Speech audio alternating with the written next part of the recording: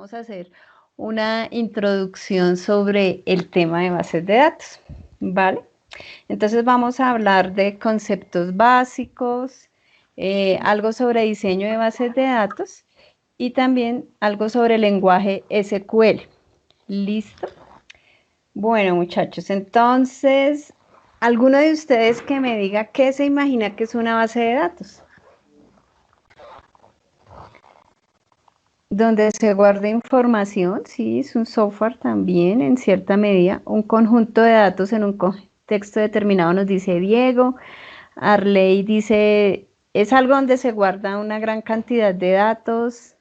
Hender dice, puede sonar una lista de algo, por ejemplo, de archivos o algo así.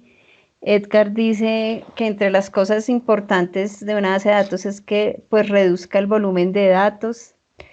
Todas esas son aproximaciones y son características de las bases de datos. Entonces, como ustedes lo han mencionado de alguna manera aproximada, la base de datos es un conjunto de datos, pero ellos tienen una característica. Se encuentran relacionados entre sí. O sea, no es un dato por allá solo, en medio de la nada, en la empresa, sino que tiene que estar relacionado con otros datos para que forme una base de datos. Típicamente uno ve este grafiquito cuando le muestran una base de datos, donde hay un servidor y aquí están los clientes conectados consultando y aquí en este sitio están los datos de alguna manera como gestionados y demás. ¿Listo? Entonces, tenemos claro que la base de datos es un conjunto de datos que se relacionan entre sí.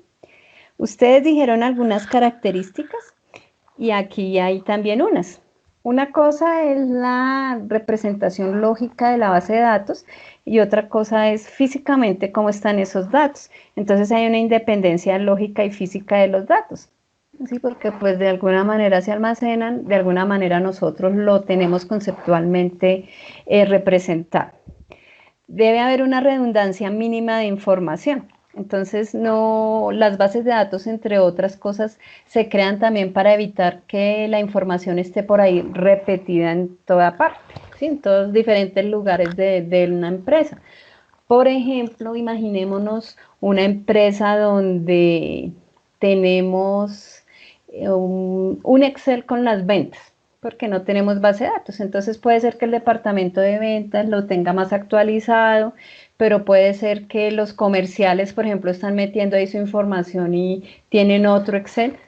Y finalmente el dueño, pues digamos que la empresa no es tan grande, de una pequeña empresa, tiene otro dato. Entonces fíjense que el mismo dato de ventas está repetido en diferentes sitios y además eso puede causar un riesgo, porque puede ser que el dato esté sincronizado y todos los tres estén a la vez dando la misma información y decir en ventas de hoy fueron, no sé, 20 millones, o puede ser que sean diferentes. Entonces no puede existir esa redundancia, esa repetición, por decirlo así.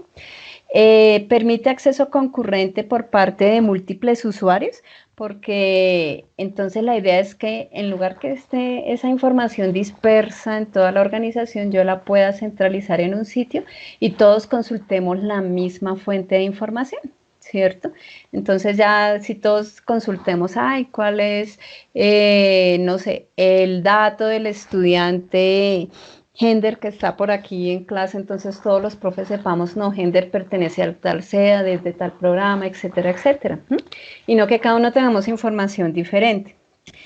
Que exista integridad de los datos, o sea, que estos sean correctos, que nos permitan consultas complejas, porque entre otras cosas, nosotros podemos ser magos de, por ejemplo, del Excel, que es el caso que les estoy colocando, pero por más fórmulas y todo, en algún día el Excel siempre le hace pasar a uno a veces vergüenzas, cuando ya los datos son muchos, muchos, muchos y entonces de pronto ya no coincide la información, entonces pues la idea es tener consultas optimizadas y también que sean rápidas, ¿no? Porque puede que la consulta se demore N veces. Ahora imaginémonos nosotros cuando somos usuarios, por ejemplo, de sitios y de portales web, las consultas tienen que ser muy rápidas, porque nosotros no nos vamos a quedar ahí esperando minutos y minutos que nos parecen eternos. Que tengan seguridad de acceso y no cualquiera llegue al dato y lo modifique y entonces, sino que existan diferentes roles y digamos aquella persona sí está autorizada porque es una administradora a cambiar información, por ejemplo, del alumno Edgar que está ahí y no otro compañero de estudio venga y modifique los datos de Edgar. ¿No? Entonces, por ejemplo, eso es todo lo que es el acceso. Y también la auditoría en el sentido de que la base de datos me debe permitir almacenar quién modificó el dato para cuando yo esté viendo, por ejemplo, algún incidente de información, de seguridad, para decir, pero ¿quién autorizó eso? ¿Quién cambió eso? Tenga los logs suficientes para decir, ah, fulano de tal modificó ese dato es tal día con tal usuario. Eso tiene que permitirnos la base de datos que tengan respaldo y recuperación, ¿cierto? Entonces que los datos también tengan si los estamos dejando todos en un mismo sitio, entonces que se tenga respaldo de eso, porque imagínense donde se nos dañe la base de datos a todos, por ejemplo, de los alumnos, pues nosotros quedamos ahí como y recuperación en caso de que el sistema se cayó, entonces, bueno, tenga una imagen, un espejo, algo de la base de datos para poder ponerla en funcionamiento.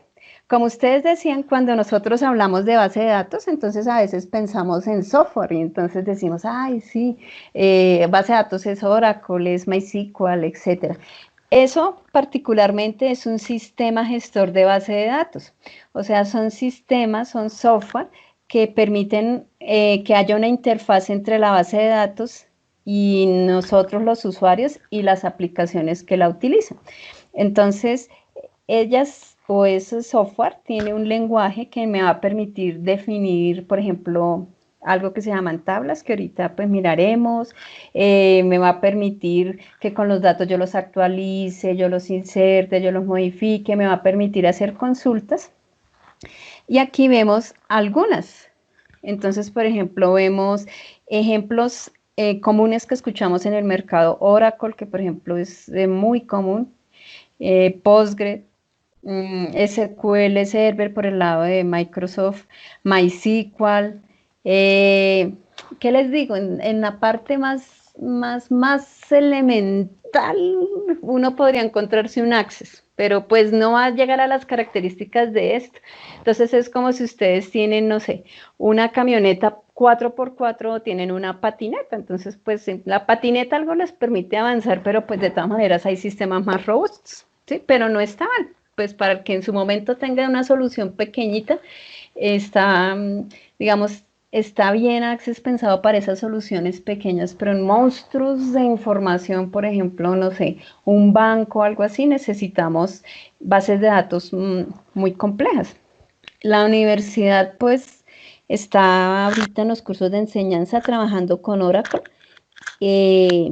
Creo que estaban trabajando con eso. Entonces, pues ahí les dejo ese dato de Oracle. Bueno, entonces hablaba hace un rato de diferentes bases de datos y resulta que ellas también tienen tipos de bases de datos. Hay unas que son jerárquicas, como su nombre lo indica, habrá algo que es principal. Algunas que son documentales, que son las llamadas NoSQL, y pues estas son de alguna manera creadas para indexar información rápidamente. Como en programación, las bases también tienen una orientación a objetos. Transaccionales, por ejemplo, esas que están recibiendo transacciones de insertar, etcétera, en un tiempo muy rápido, entonces esas son transaccionales. Y las más comunes, que son las relacionales, que es en las que nos vamos a centrar nosotros en esta charla, y es en las que comúnmente pues nosotros siempre damos la formación en las universidades, en estas bases de datos relacionales. ¿Listo? Entonces, hasta aquí, ¿cómo vamos? ¿Alguna pregunta? Como les decía, entonces nosotros vamos a hablar de bases de datos relacionales. Resulta que la base de datos relacional está compuesta por unas estructuras que son las tablas. Si alguien ha tenido la oportunidad de ver una base de datos más de cerquita por allá en sus sitios de trabajo, estudio o por curiosidad, entonces uno se encuentra estas tablas. ¿Listo? Resulta que la tabla tiene diferentes registros que van acá en las filas, como nosotros estamos viendo esta tabla cliente. Y pues aquí, aunque aquí no se vea, pues acá debe haber un código, ¿cierto? Tiene los nombres, tiene los apellidos, aquí nos está diciendo si el cliente es activo o inactivo, tiene una dirección, un teléfono, crédito. Entonces, las columnas nos están representando características o atributos del cliente, ¿cierto? En esta tabla. Bien, ¿qué más les cuento de acá?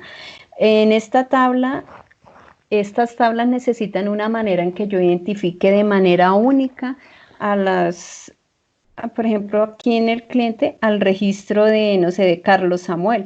Entonces, él debe tener aquí un código, bien sea que se lo asigne yo o puede ser su identificación que lo va a caracterizar de manera única. Por ejemplo, aquí en este grupo, entonces, puede que existan varios Ricardos, pero entonces, si quiero identificarlos de manera única, puede ser con la, sí, como está diciendo Diego, con la llave única o la primary key. Se llama ese campo donde yo los voy a identificar de manera única. Bueno.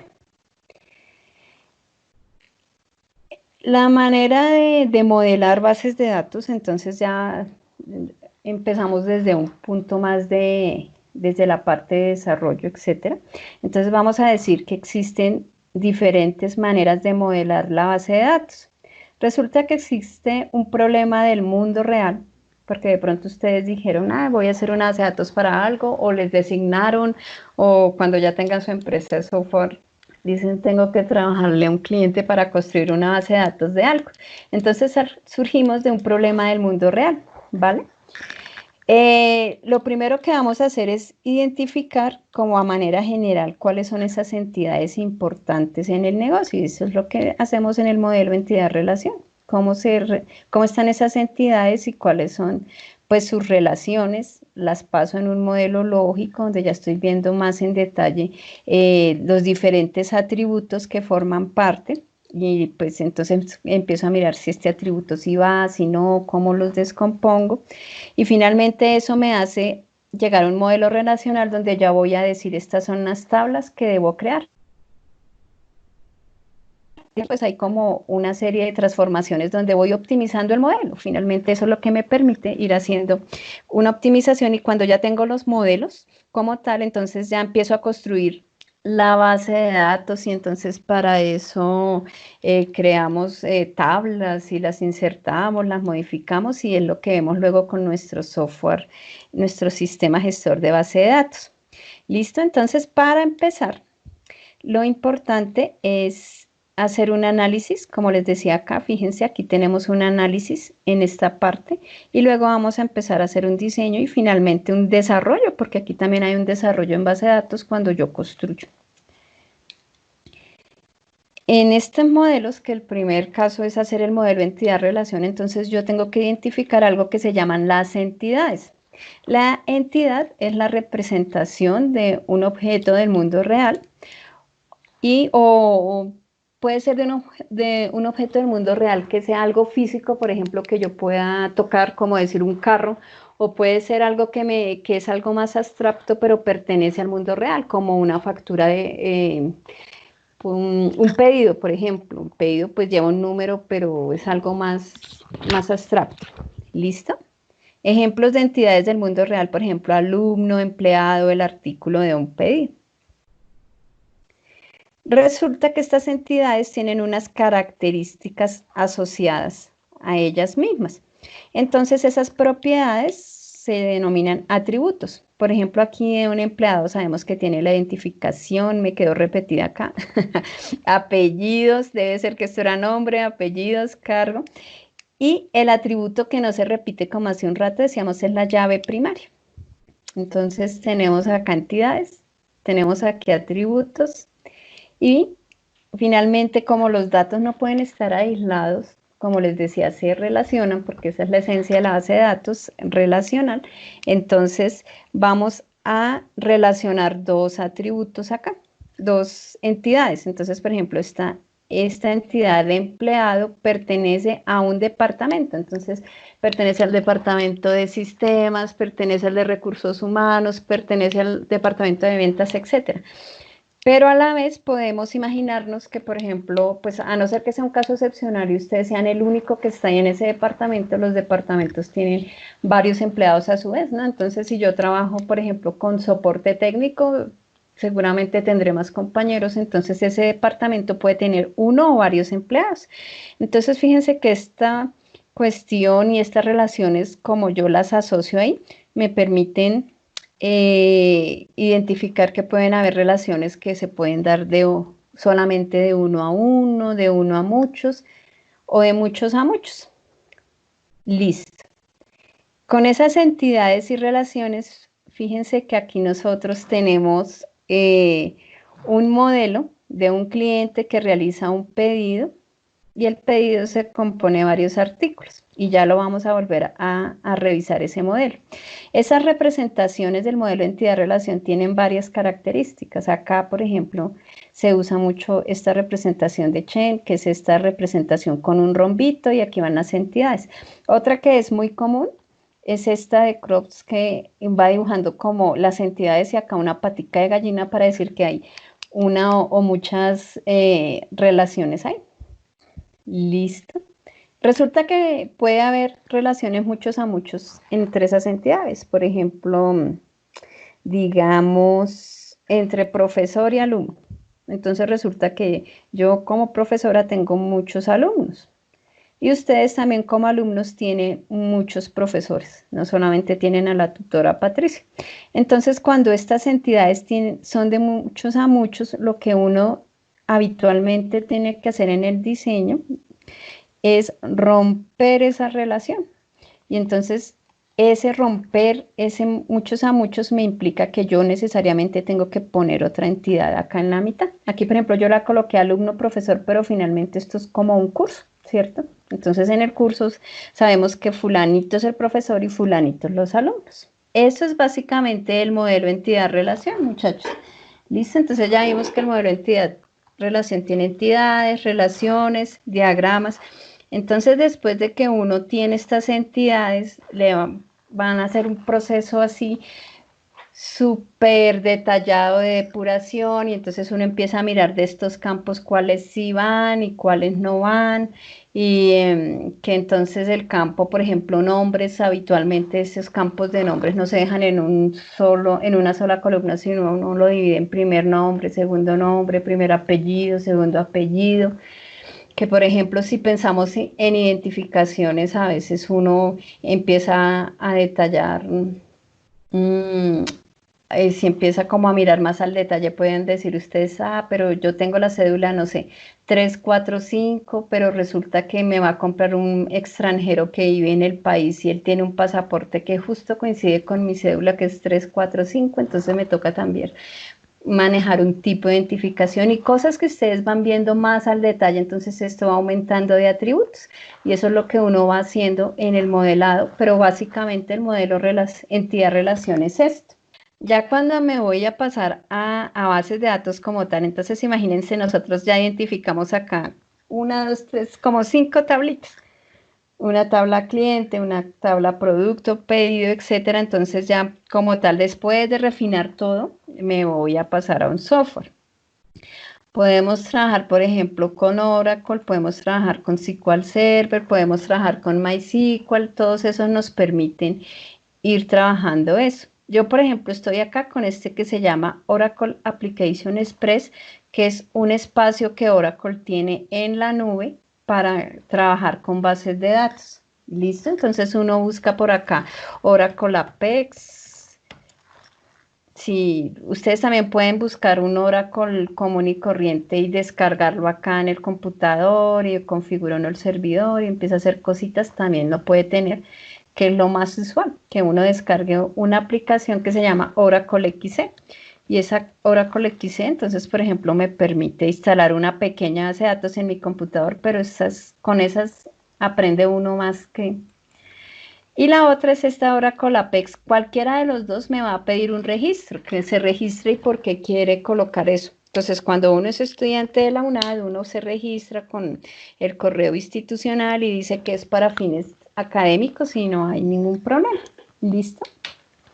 Sí, Ricardo, gratis, entonces podemos registrarnos acá y la Oracle le quise como era una base de datos para que, es una base de datos pequeña de Oracle para que tú descargues en tu computador y puedas empezar a hacer un aprendizaje un poco académico, entonces también la podemos descargar aquí del sitio de Oracle, pero nos va a pedir por acá registrarnos, entonces cuando vamos a dar descargar, él nos va a decir, bueno, cuál es su usuario y su contraseña, entonces uno puede crearla con el usuario de la UNAM. Y siempre hay una parte del formulario donde pregunta para qué. O esta que les digo que es en la nube sin necesidad de instalar nada, es otra forma de ir como practicando en bases de datos. ¿Listo?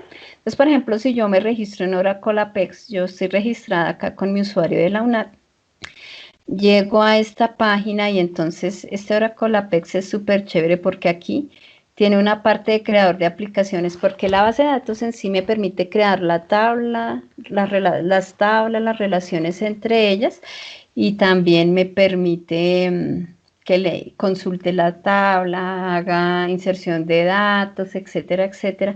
Pero pues yo necesito alguna manera de mostrarle eso al usuario bonito, ¿cierto? Porque no le va a mandar al usuario, no, pues haga acá un insert en esta tabla a punta de comandos, entonces yo necesito que el usuario tenga un formulario o una ventana, entonces este Oracle Apex me permite crear formularios de manera un poco intuitiva y sencilla, como para trabajar.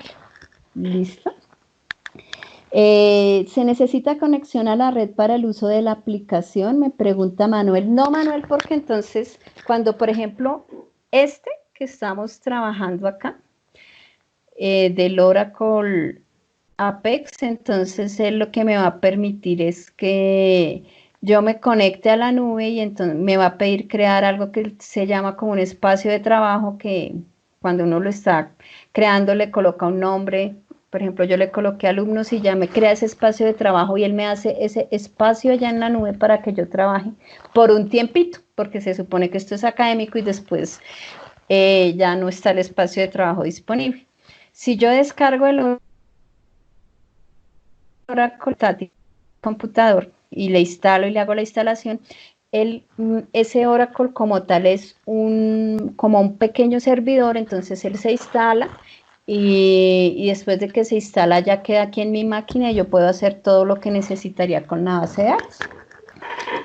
Eso, entonces pues aquí, por ejemplo, en este entorno ya lo que haríamos o lo que uno hace habitualmente acá, entonces es o crear las tablas o insertarles datos o consultarlas. Por ejemplo, esto que yo estoy haciendo acá es una consulta y eso es con el lenguaje, un lenguaje que se llama SQL.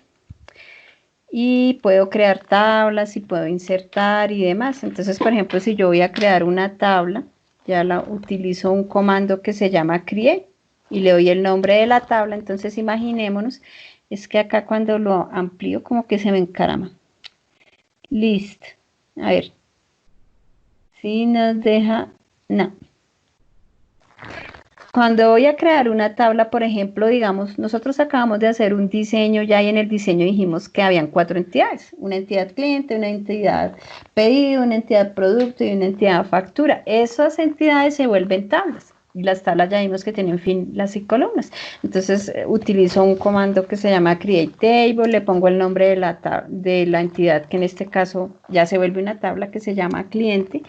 Abro y cierro paréntesis y ahí le voy colocando los atributos que acá pues son los campos de la tabla. Entonces ya dijimos que tenía una identificación y acá esto va a ser de tipo numérico y que la identificación por ahí puede ser, no sé, máximo de 15 o de 20 por si sale alguien unido, algo así. Y que por ejemplo eso también tenía un nombre. Entonces fíjense cómo acá este nombre será un tipo de dato que sea cadena, entonces acá esto se llaman varchar, que son las cadenas. Entonces varchar, no sé, de 50, suponiendo que va a tener nombre y apellido, y entonces acá, por ejemplo, hay un campo que se llame dirección.